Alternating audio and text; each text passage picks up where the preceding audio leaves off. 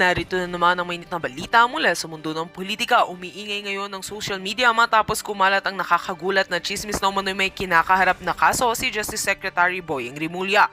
Usap-usapan na posibleng makulong daw ang kalihim dahil sa isang isyong hindi inaasahan na ayon sa mga netizens ay nakakagulat at nakakaintriga. Ayon sa mga kumakalat na ulat online, may biglaang reklamo na inihain laban kay Rimulya. Bagaman wala pang malinaw na detalye kung anong kaso ang tinutukoy, ilang netizens ang nag-post ng mga haka-haka at screenshots ng umano'y dokumento. Ngunit hindi pa ito kumpirmado ng alinmang opisyal na ahensya ng pamahalaan. Patuloy namang binabantayan ng publiko ang bawat updates at statements mula sa Department of Justice. Habang lumalakas ang ingay ng palitang ito, kanya-kanya na ng opinyon ng mga mamamayan.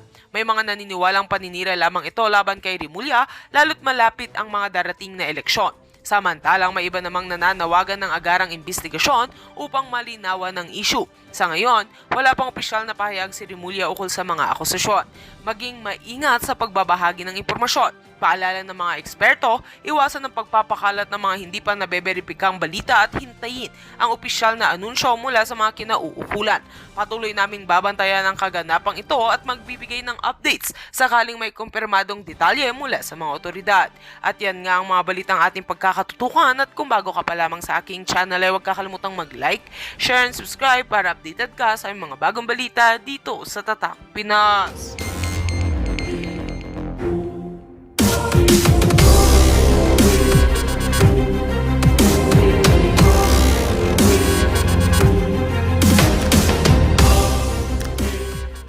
Alala mo ba yung messages na ito? Your Honor, ngayon ko lang po nakita yan. Wala po ako nababasang ganyang messages po. Numero mo ba yan na nakikita sa telepono? Numero mo ba yan? Numero ba ng congressman yan? Wala pong nakalagay na numero, Your Honor. So pareho pala dun sa binanggit ni JP, wala ring numero. Naalala mo yung message na yan? Ako hindi po. Kasi may Ngayon ko lang- nakapagsabi sa akin, ikaw daw ito. Siguro kahit isa lang mag-show tayo itong tinanong ni Chairman Redon sa kanya kung banggitin niya itong sinasabi niyang proyekto. You have 5 minutes. Thank you, Mr. Chair. Kay Sally Santos. Miss Sally Santos, nung last hearing, napapansin ko sa'yo, masyado kang free-flowing magsalita. Sinasabi mo lahat, normal na normal, natural na natural. Ngayon, napansin ko parang may apprehension ka na, parang takot ka. Meron bang nananakot sa'yo? Meron ba ka bang kinatakutan? Before you answer, I'd like Ay, to clarify, no? May kasama kang lawyer, right? Yes po, Your Honor. Okay, thank you. Thank you, Mr. Chair.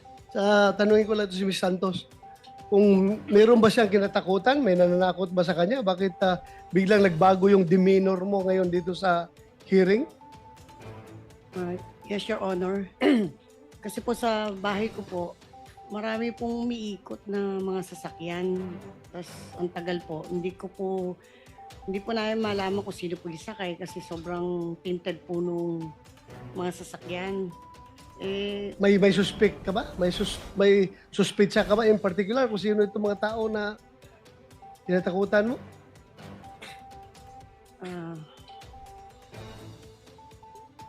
Para alam ng komite na ito, kung may mangyari sa'yo, alam namin kung sinong pwede, posible magiging person of interest kung may mangyari sa'yo. Ang po pwede lang naman pong gumawa sa akin dito. Sino? Sila Engineer Bryce. Ha? Sila Engineer Bryce saka sila JJP. Engineer Bryce, Mr. Chair, pwede matanong si Engineer Bryce kung meron ba siyang balak na masama para dito, si Santos? Wala po. Hindi ko po iniisip yun. Babalikan kita. Ms. Santos, may sinabi kang dito sa iyong affidavit, paragraph 18. Ayon kay Engineer Bryce, sa lahat ng pagkakataon, kinukuha nila ang buong bayad sa isang proyekto ay sila na ang bahala magbigay sa kapitan, sa mayor, kay D.E. Henry at iba pang may SOP. Totoo ba to? Yes, Your Honor. Ito'y sabi ni Bryce. Yes, Your Honor. Balikan kita, Bryce. Nagbibigay ka sa mayor, sa kapitan? Hindi po, Your Honor. Wala po. Wala po akong kausap na politiko.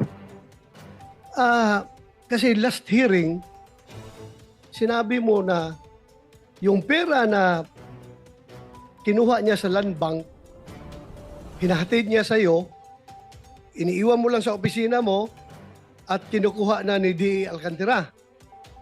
At hindi mo alam kung magkano yung pera na yun dahil hindi mo tinitingnan, hindi mo binibilang. Am I Tama. correct? Tama po, Your Honor. Nakabox po siya at mga nakasil po. Nakapak, nakasil. Opo. Ngayon, may sinabi ka bago kanina na yung hatian ng SOP ay 20%. Pakiulit nga for the record. Ano po yun?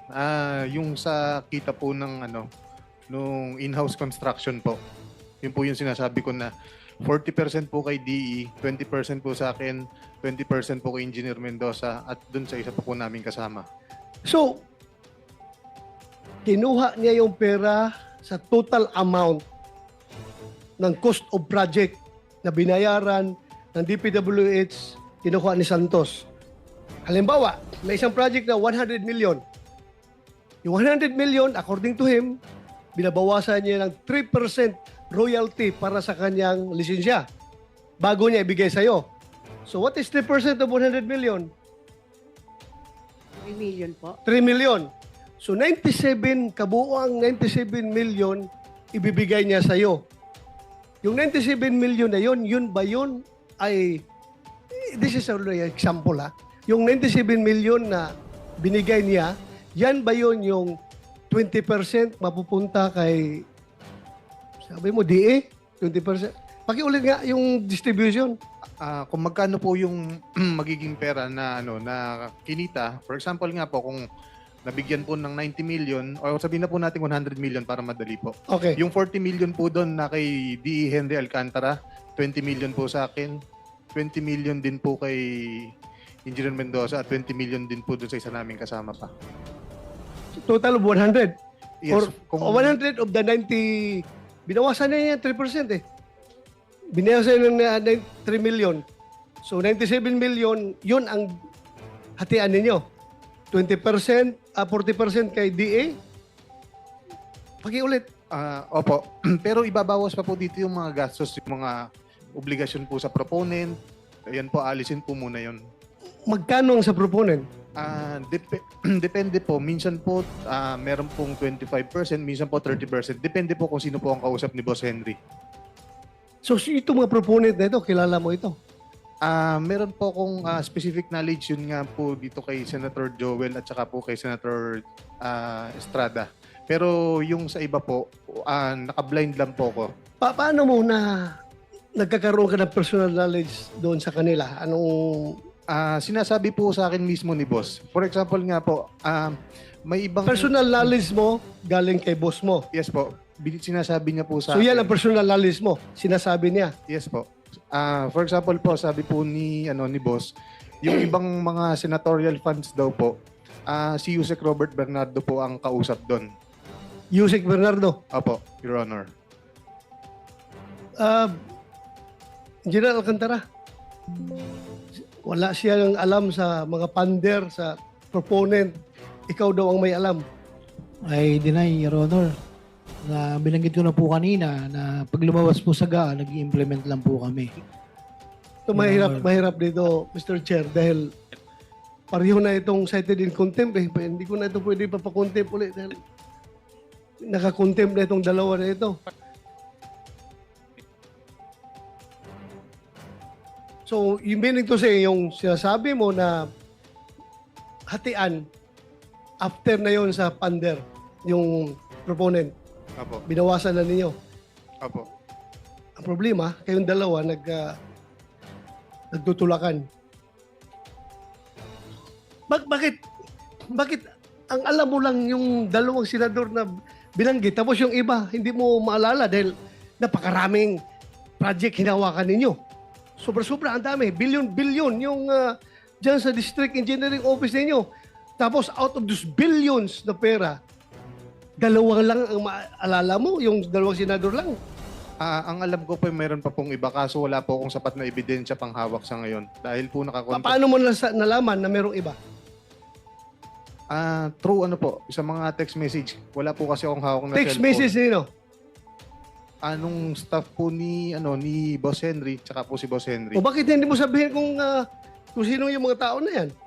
Yun nga po, Your Honor, wala po kasi akong hawak, hindi ko po hawak yung cellphone ko kasi naka-contempt po ako.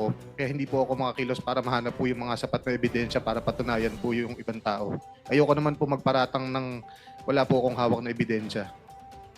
Tapos, kay Senator Jinko at Senator Joel, may hawak ka na ebidensya.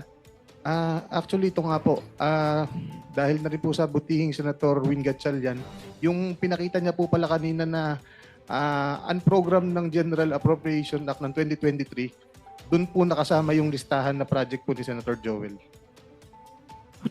Alam mo, sabi Wala. ng boss mo, wala kayong Senator- alam. Wala Senator- kayong alam Senator pagdating. De La Rosa, Yes, sir.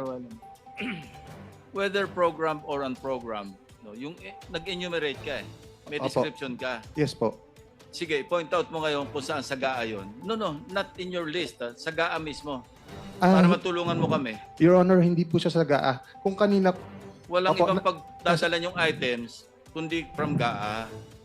Walang ibang pagkukunan dyan kung sa GAA. Whether program or unprogram, naka-indicate doon. Yan, binibigyan ka ng kopya ng GAA. Your Honor, yung kanina pong pinakita po ni Senator Win Gatchalian na listahan ng unprogram po noong 2023. Eksakto po, yun po We yung will examine that. yes po, Okay. eksakto po, yun po yung mga binanggit naming project ng listahan ng na 600 million po. Do you confirm this, Mr. Chair? Do you confirm this, Mr. Alcantara? Ikaw ang alam mo lang GAA. Tapos itong Deputy District Engineer mo, may alam na siya na program tsaka unprogram. Anong alam mo dito? Your Honor, sa tulad po sinabi ko, pag lumalabas po sa GAA, yun lang po ang pinabibid namin, Your Honor. I don't have any knowledge about the insertions and so on and so forth po. So hindi mo alam kung ito'y program or unprogram funds Yes, ang Your implement ninyo. Mr. Chair, With the Paano? permission of Senator De La Yes, sir. with the permission of Senator Bato, mabilis lang po, ano? Itong unprogrammed, lumobo ng katakot-takot. Alam natin yan. At noong 2021, nasa 176 billion. Noong 2022, naging 251. Pero kasama dyan yung COVID procurement ng vaccines. Kasama rin yan yung mga health workers incentives. Noong 2023, from 251, naging 807. Baka yung ating mga hinahanap na mga ghost project, ghost ab initio. Sa umpisa pa lamang, ghost na sila kasi nasa listahan ng unprogrammed na ang tanging nakasabi lamang, government infrastructure projects. Noong 2023, naging 807.16 billion. Walang listahan, walang nakakaalam. Ang magic nasa DBM po. 2024, naging 731.45. Mr. Chair, can I ask Senator Aimee from the start, yung sabi mo, from COVID time, magkano? Yes. Bago mag-COVID 2021, 176. 176. O, tapos nung 2022, nandyan, no? Yung 2022, naging 251. Kasama na dyan yung mga bakuna, yung incentive sa mga health workers. Nung 2023, bakit naging Teka muna, nagsagutan 807? na kayong dalawa. Yun. One follow-up question is allowed. Sorry. Yun lang, idadagdag ko na baka yung mga hinahanap nating ghost project, wala nga sa listahan ng Public Works, ang DBM naman ang dapat managot. Yan nga, Back to Senator De La Rosa and you have 2 seconds. 2 seconds. Mr. Chair, yun lang sa akin na magkakaroon na naman tayo ng budget deliberation. I hope and pray na mabantayan natin itong unprogram dahil dito pala, sa unprogram, dito pala ay ghost project na ito. Sa GAA pa lang, ghost project na. How much more pagdating sa implementation? So, yun lang sa Thank akin, you. Mr. Chair. Senator Villanueva. Thank you. Recognized. Thank you, Mr. Chair. Before I start, may I also avail of Senator Jinggoy's request kanina to have some ample time, Mr. Chairman. With the permission of the other members, you have 10 minutes. Thank you, Mr. Chairman. Mr. Chairman, I'll go straight to the point. I will no longer deliver an opening remarks. Sabi ho nung Ecclesiastes chapter 3 verse 17, God will judge both righteous and wicked people because there's time for every matter and every deed. I thank our chair and our colleagues for this opportunity na makapagtanong. Una kong tanungin, nandito na po daw si Mr. JP Mendoza. Am I correct, Mr. Chairman? Yes, he is here. Yeah. Seated beside Bryce Yeah. Hernandez. Hi, Engineer Mendoza. Nagbigay po kayo ng testimonya noong sa House of Representatives September 9 at under oath po kayo noon, no, sir? Pwedeng Yes po, sir. you're under oath. So, alam niyo po yung mga pinagsasabi niyo doon and sabi niyo nga po, you're under oath and let me remind lang yung RA 11594, we passed it last 18 Congress para lang alam mo na ini-impose natin yung higher penalties dito for perjury, no, which is up to 12 years of imprisonment per count. Actually kanina si Bryce, nawala na si Bryce. Kanina pinapakinggan ko si Bryce, parang naka-4 na counts na ng perjury, so that's 48 years na. Anyway, gusto kong ipakita sa iyo to, JP, no, yung binanggit mo doon sa camera. Can you stop my Yan. Pwedeng pakibasa mo, JP, yung binanggit mo dito sa camera. Verbatim yan, Mr. Chair.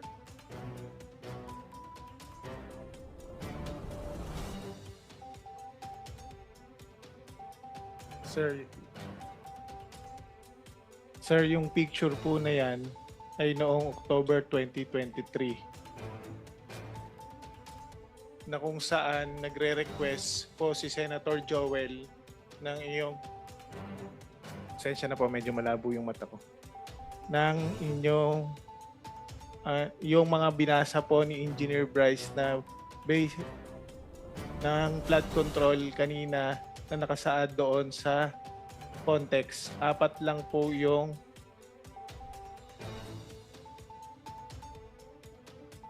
pwedeng picturean ko pa para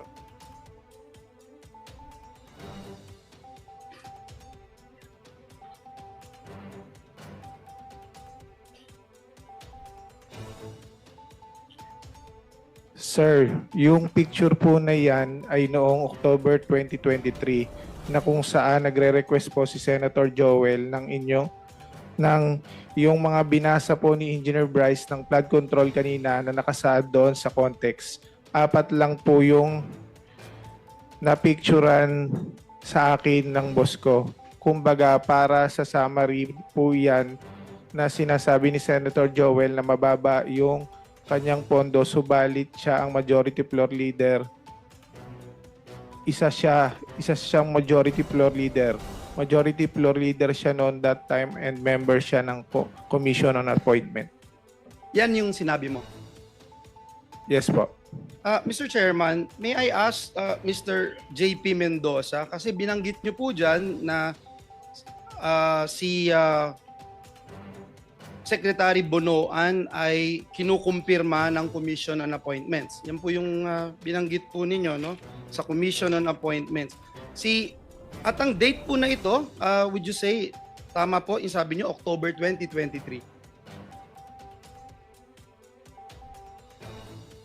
Sir, check ko lang po yung eksaktong date dito sa Binasa picture niyo po kanina yung transcript. October 4, 2023 po, to be exact po. Yes, November 22, 2022 nang ma-confirm si Secretary Bonoan.